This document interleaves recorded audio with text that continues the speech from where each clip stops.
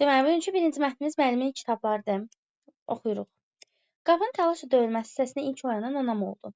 Biçindən gecə yarı qayıdıb, yorğunluqdan çul kimi düşmüş qardaşımı silkələyib, "Oğul, İsmail, dur!" dedi. "Qapını döyürlər. Birdən qaçaq quldur olar." Atamı itirdikdən sonra İsmail evimizin böyüyü, anamın ümid yeri idi. O, məndən cəmi 3 yaş böyük olsa da, onu ata gözündə görərdim. İsmail olan yerdə özümü qayğısız körpə kimi hiss edərdim. İndi də anamla qardaşımın təlaşına əhəmiyyət vermədən şirin yuxuya davam elədim. Lakin bu hay-həşir məndən də yan keçmədi. Tezliklə anam mənim də üstümdən yorğan çəkdi. "Ədil, qalx, atanın kitablarını bu yeşiyə yığ." Nə baş verdiyini anlamamış anamın taxtçanın qabağındakı pərdəni çəkdiyini gördüm. O, əlləri titrəyə-titrəyə atamın ölümündən sonra göz bəbəyi kimi qoruduğu, kimsəyə toxunmağa icazə vermədiyi kitabları tez tələsik mənə uzatdı. Rus əskərləri kəndə giriblər. Həbib xəbər gətirib. Deyir, qonşu kəndin məscidindəki bütün kitabları yandırıblar. İndi bizim kənddə də ev və ev gəzib, silah, dini kitablar axtarırlar. Həbib atamın şagirdlərindən olmuşdu. Atası onu molla məktəbinə qoysa da, orada oxumaq istəməmişdi. Kənddə Rus-Azərbaycan məktəbi açılınca atasına burada oxumaq istədiyini bildirmişdi. Amma nə qədər dil açıb yalvarsa da, atası razı olmamışdı. Həmin məktəbə müəllim gəlmiş, atam çox, nəhayət ki, Həbibin atasının inadını sındıra bilmişdi.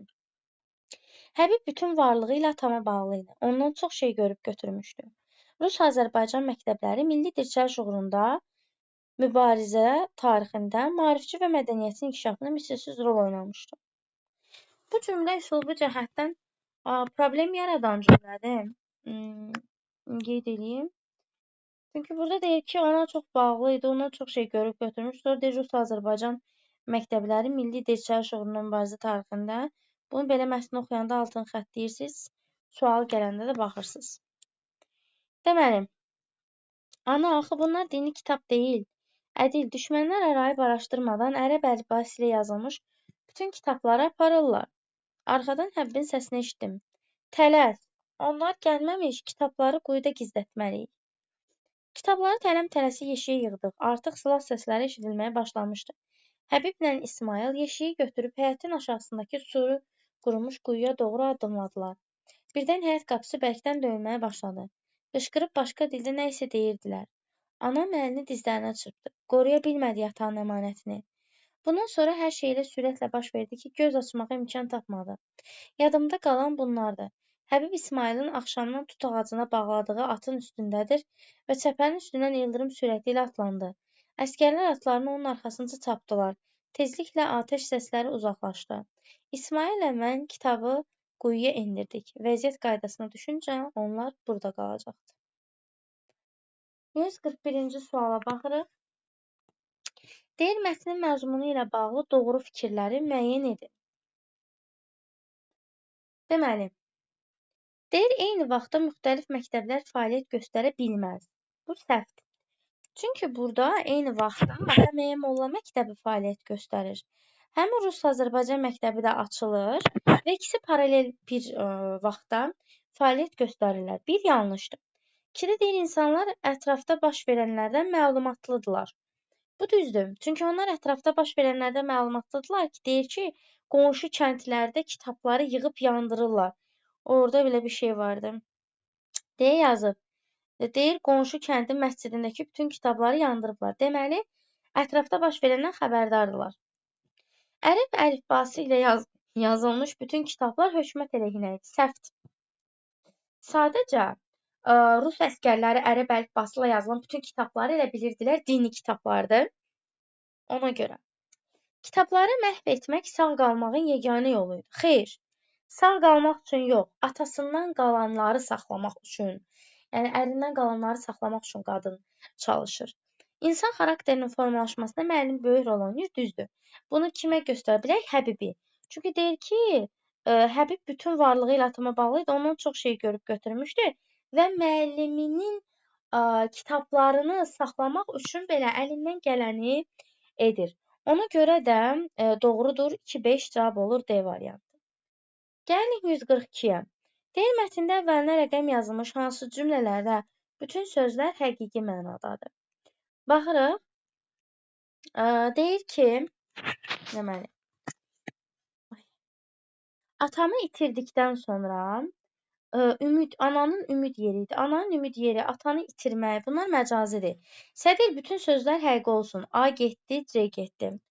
Tezliklə anam mənim də üstümdən yorğanı çəkdi. Həqiqi mənada yorğandan söhbət gedir, düzdür. Deyir qonşu kəndin məscidinə bütün kitabları yandırıblar. Burada da hamısı həqiqidir. 4-də dil açıb yalvarmaq, dili tutub belə açmırsan. Ona görə 4 məcazdır. D getdi, Y getdi. Cavab olur B variantı. Bir də 5. Həbiblə İsmail yeşiyi götürüb həyətin aşağısındakı su qurumuş quyuya doğru addımladılar. Hamısı həqiqidir. Sonra gəlirik 143. Mətndə boş çərçivənin yerinə hansı cümlə əlavə edilsə, ifadə olunan fikirlər arasında məntiqi ardıcıllıq pozular. Amma nə qədər dil açıb yalvarsa da, atası razı olmamışdı. Kişi axırda ağsaqqalların məsləhətinə tabe oldu. Ağsaqqalların nə əlaqə? Ağsaqqaldan söhbət danışmır. Elə yəqin ki, budur. Çünki pozular deyir. Gör bir sənə baxaq. Çünki oğlunun dini təhsil almasını istəyirdi. Bəli. Nə qədər dil açıb yalvarsa da atası razı olmamışdı. Çünki oğlunun dini təhsil almasını istəyirdi. Bu da ata-oğul arasında narazılıq yaratmışdı. Qohum-əqrəba da kişinin qərarını dəstəkləmişdi. Ona görə ki, oğlunu doğru seçim etdiyini şübhə ilə yanaşırdı. Yəni, qısacası atanın oğlunun Rus-Azərbaycan məktəbində oxumasına qarşı çıxan bütün cümlələr çərçivəyə uyğun gəlir. Amma deyir ki, kişi axırda ağsaqqala tabe oldu. Səhvdir. Burada çərçivədə olmalıdır ki, məsələn, oğlun dini təhsil almasını istəmir. Rus-Azərbaycan deyir, dini təhsil almasını istəyir. Rus-Azərbaycan məktəbində təhsil almasını istəmir. Həmin məktəbə müəllim gəlmiş atam çox yalvarır. Nəhayət ki, Həbbin atasının inadını sındıra bilir. Bu mənada olmalıdır. Ona görə A variantı düzgün cavab. 144. Tünd qara hərflə verilmiş söz kontekstə uyğun əvəz edə bilən. Tünd qara hərf sözümüz təlaş sözüdür. Deyir ki, məktubdan sonra ananın dalğınlığı. Dalğınlıq yəni təlaş deyil. Təlaş bir növ həyəcan, təşviş deməkdir. A getdi, görək hardalar. B-də hamıdan artıq izdirab. İzdirab, əzab, əziyyət deməkdir. Bu da getdi. C-də əzab. Əzab izdirabla sinonimdir. Məsələn, B ilə C-dəki sözlər sinonimdir. D-də deyir qəbulda gözləyən təşviş. Bax, təşviş, təlaş. Cavab olur D variantı. Y-də də yorğunluğun əlaqəsi yoxdur. Bütün cavab olur D bəndi. Keçirəm digər sual 145. Çərçivədə verilmiş hissənin üslubu xüsusiyyətləri. Bundan sonra hər şey elə sürətlə baş verdi ki, göz açmağa imkan tapmadıq. Yadımda qalan bunlardır. Həbib İsmailin axşamdan tut ağacına bağladığı atın üstündədir və çəpərin üstündən ildırım sürəti ilə atlandı. Əskərlər atların onun arxasınca çapdılar, tezliklə atəş səsləri uzaqlaşdı. Məcazilik var əlbəttə ki, çünki bədii üslubdadır. Sözün poetik funksiyasından istifadə olunub, bəli, çünki mətnimiz bədidir. Dialoqun tərkib hissəsidir. O hissədə, yəni çərçivədə dialoq verilməyib, ona görə 2 səhvdir. Biri də götürdüyümüzə görə Y səhvdir. Fikir yığcam standart formada verilib. Standart forma rəsmi işgüzar üsluba aid bir cümlədir. O da getdi. Xalq danışıq dilinə yaxındır. Yəni aydındır, anlaşıqlıdır. Düzdür, 1-4. Terminoloji funksiya isə elmi üsluba aid xüsusiyyətdir. Ona görə 1-4 cavab olur D bəndi.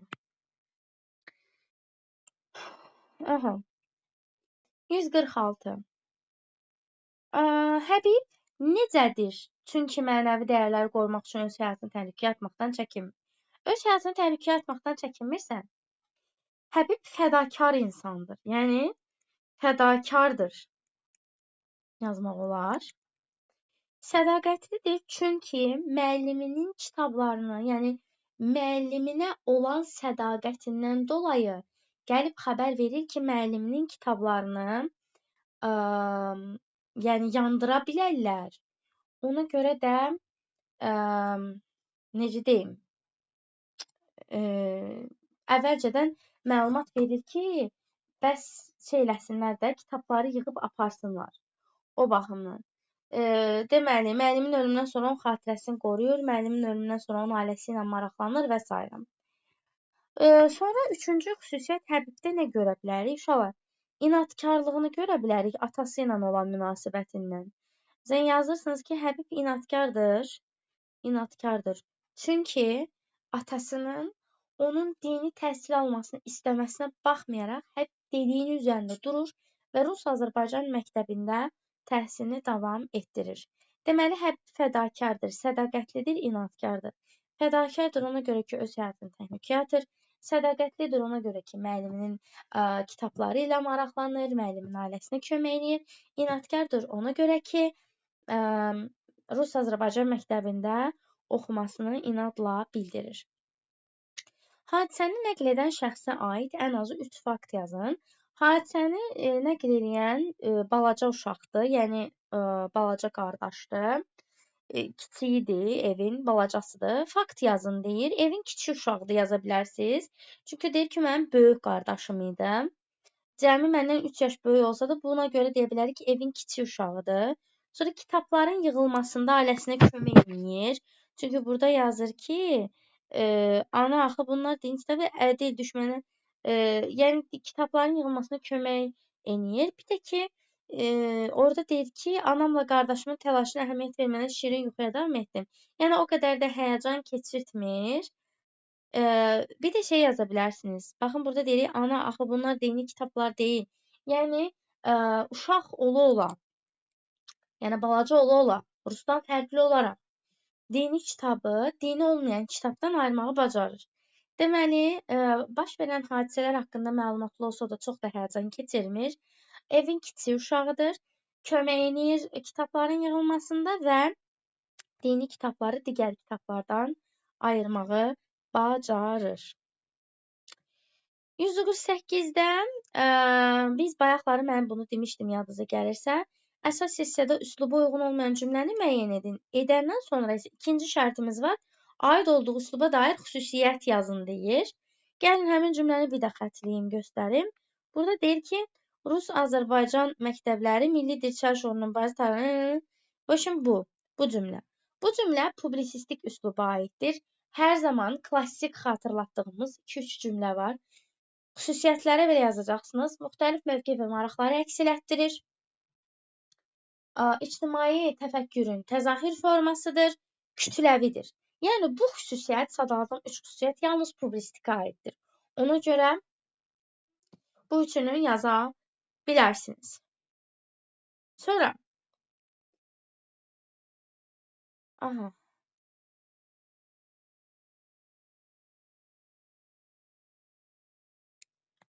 149.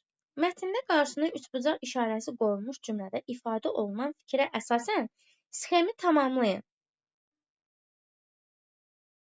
Qarşısında üçbucaq qoyulub cümlənin qoruya bilmədi ki, atanın əmanətini. Əlbəttə ki, yanlışdır uşaqlar. Yanlışdır. Çünki mətnin